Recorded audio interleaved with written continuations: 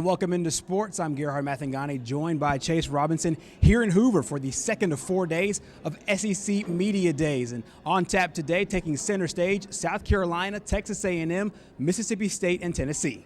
And let's start with South Carolina. The Gamecocks finishing up last season 7-6 with a win in the Independence Bowl to cap off the 2014 season. Junior linebacker Sky Moore knows the potential this team had last season. We should have definitely been more of a 10-win team than 7-6, just because of those little slip-ups in the late games. But the main thing is just finishing and executing. The Gamecocks picked up a new defensive coordinator in John Hoke, and the old ball coach believes this team can be better defensively. But junior wide receiver Pharaoh Cooper believes they can make a statement on offense as well. We're young on offense, especially our receivers and our quarterbacks. So some of the guys will step up this year. Some of them look good through spring. We still have camp. So some of the guys will step up, and you'll see some more players starting to make plays. We're looking forward to this year, though. We really believe we're going to be a stronger team, especially on defense. Defensively, we sort of gave up more yards and points than any team in South Carolina history. And got a new coach and some new players. And we really believe we're going to be a lot better defensively. The future looks bright for Texas A&M after going 3-5 in conference play last year. The Aggies returned 17 starters, including 8 on both offense and defense. Kyle Allen back at quarterback, looking to build on a solid freshman season. And Coach Kevin Sumlin says he expects the entire team to take a step forward. Where we are right now, there's an expectation that we should be better. And that's something that we've created and something that we've embraced, and our guys like that.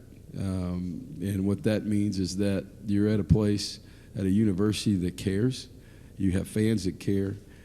You have a fan base that cares. And when you're only one of only 2 teams that average over 105,000 fans a game, that tells you all you need to know. The most high-profile addition to the Aggies wasn't a player, but a coach. Defensive coordinator John Chavis made the move to College Station after 6 years at LSU.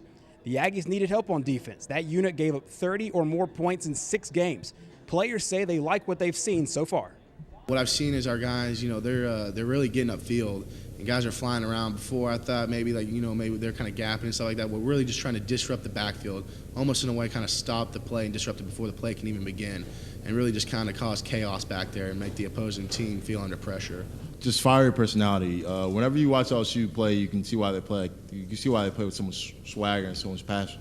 Because it starts with John Chavis.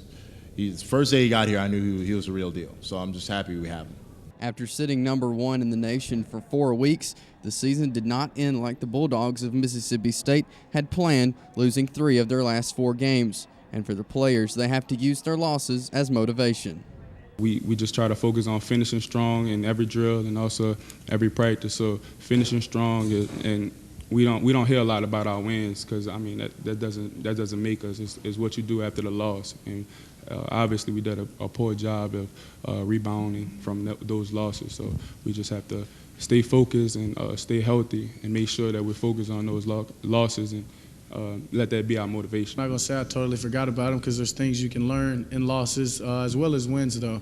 So it's all motivation. I'm taking those losses to motivate me and propel me into this offseason, to take it into training camp to motivate my team. The man you just heard from, Dak Prescott, he's one of the reasons for the 10-win season last year, and he has the potential this year to put up even better numbers and maybe even to be in the running for a Heisman. And Coach Dan Mullen says having a quarterback like him is a luxury. In the offseason, where you have a guy that understands what he needs to do to be successful, that sets a standard very high, can go know the offense and can go run practices without coaches around all summer long.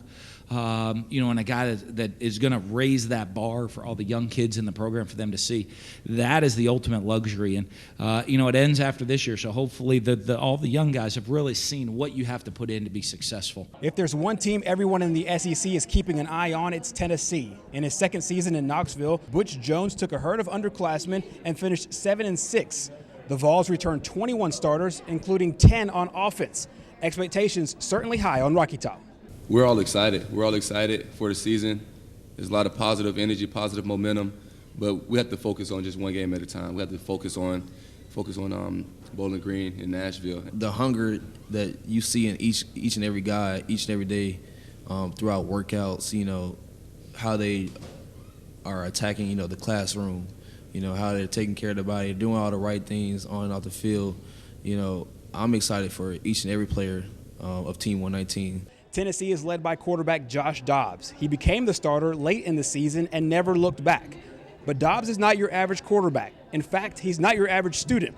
Dobbs is studying aerospace engineering, and he's an academic All-American. When you look at the demands of being a quarterback in the SEC, playing at the University of Tennessee with the likes of Peyton Manning, and also being in the academic curriculum that he's in, it takes a special person to be able to balance that and manage your time.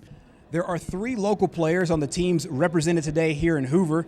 Uric Jones of Oxford at South Carolina, B.J. Hammond of Gadsden City at Mississippi State, and Dontavius Blair of Anniston at Tennessee. I thought Dontavius really benefited from being redshirted last year. For him now to have 2 years, I think, was monumental. He's kind of been going through the transition of going from the junior college ranks now to college football. He's one of those individuals who's really changed his body. He's done well academically, and he's worked. So I'm excited to see when August rolls around just how much growth and development it's transpired over the summer months.